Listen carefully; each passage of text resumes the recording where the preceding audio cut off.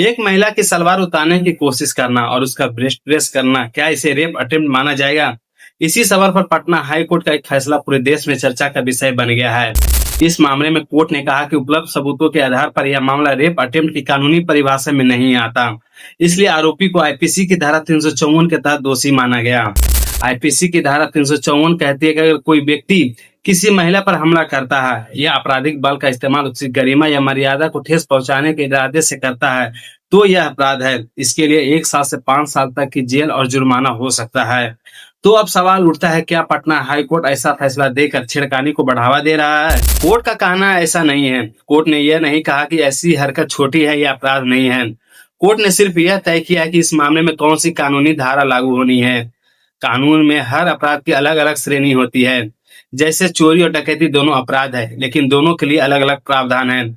उसी तरह sexual assault और रेप अटेम्प्ट के बीच भी कानूनी अंतर किया जाता है। लेकिन इस फैसले के बाद महिलाओं और लड़कियों की सुरक्षा को लेकर एक नई बहस जरूर छिड़ गई है।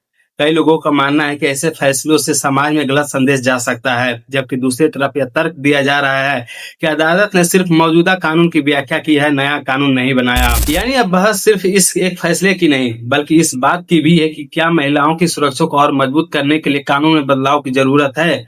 क्योंकि न्याय सिर्फ कानूनी धाराओं का सवाल नहीं है, बल्कि लोगों के भरोसे का भी सवाल होता है।